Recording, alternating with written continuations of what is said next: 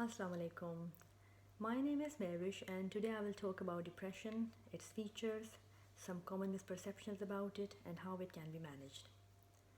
Depression is extremely common, affecting nearly 5 to 10% people at any given time. It affects people of all ages, including children. It is a significant cause of suffering and can lead to suicide, which is the second leading cause of death in young adults. It affects not only the depressed individual, but can have lasting impact on those around them, particularly their dependents. Alhamdulillah, our community is blessed in having a strong social support, close family structure, and above all, our faith, all of which are strong protective factors. Alhamdulillah, we are privileged to be able to do azadari, which is akin to healing and purification of soul. Salat, tasbih, recitation, and understanding the Quran Pak and other ibadat are all types of meditation and mindfulness. The celebration and festivities of Eid, the Milad, the birth anniversaries of Ahlul Bayt all give a new dimension and greater depth to our understanding of true happiness. Nevertheless, we are not immune to depression. Now, one common misperception is linking depression with emotional or spiritual weakness. I cannot emphasize enough that depression is an illness, just like diabetes or a heart problem, and a person with depression has no fault of their own. We all must play our part in mitigating the stigma associated with depression or any other mental illness. Now, what are the symptoms of depression? The hallmark of depression is low mood and loss of interest in activities previously enjoyed. There may be poor sleep, poor appetite, poor concentration, and poor energy. The depressed individual may not appear their normal self. They may be withdrawn, agitated, irritable, and may not be able to carry out their usual responsibilities at home or at work. Now, many of these features are normal in certain situations. For example, when we are grieving death of a loved one, or if someone is diagnosed with a serious health condition. So what is normal and what is depressive illness? Well, if the symptoms are unexpectedly severe or prolonged, then this would be considered depressive illness. In severe cases, the person may be at risk of self-neglect. They may have suicidal thoughts, and they may even attempt suicide.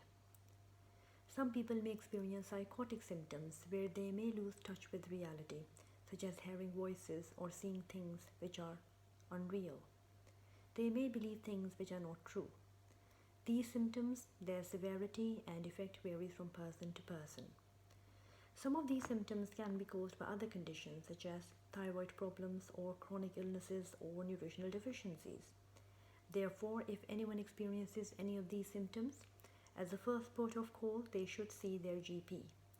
The GP will usually do a physical health check to exclude physical illnesses. Now, is there, for example, a blood test for depression? No. There is no specific blood test or any other investigation for depression. The diagnosis is made by asking questions about the symptoms that I've just mentioned, and the doctor may also gather information from a close relative or friend who can give reliable information. Now, how do we deal with depression? I hope that you have watched the other videos in this series of presentation on healthy body and healthy mind, as the previous videos are loaded with useful information on maintaining mental well-being.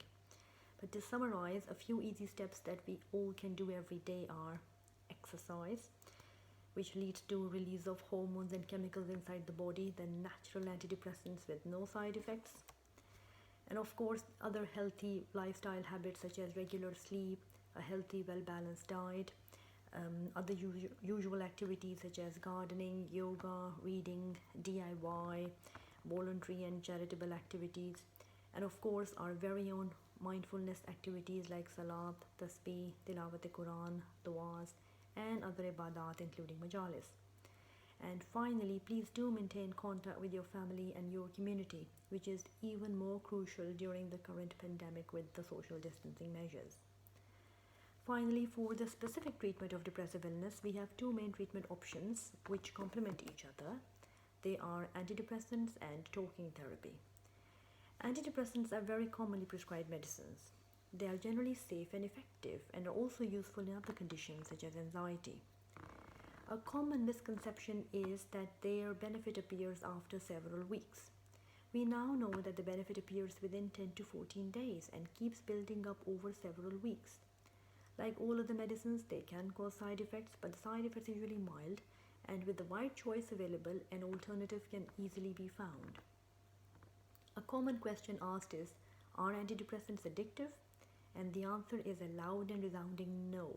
But they should be stopped gradually, as stopping them abruptly can cause problems. And they should only be stopped on doctor's advice. People with recurrent depression may need to take antidepressants for years. In some severe cases, other medicines may also be needed, which are generally prescribed by a psychiatrist. The second form of treatment is talking therapy or psychotherapy. It is very effective and completely side effect free method of treating depression. It can be effective on its own in mild cases, but is usually combined with antidepressants in more severe cases. Psychotherapy can vary from counseling to cognitive behavioral therapy or CBT and other specialized approaches.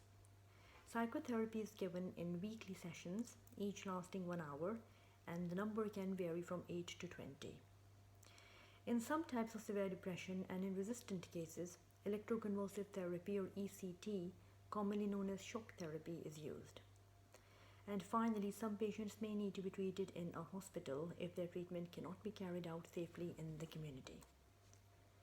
There is a lot of useful information on various websites such as nhs.uk, healthline.com and mind.org.uk, and your GP should also be able to give information about local support services such as Steps to Wellbeing. Now this brings us to the end of this presentation. I hope that you found it useful.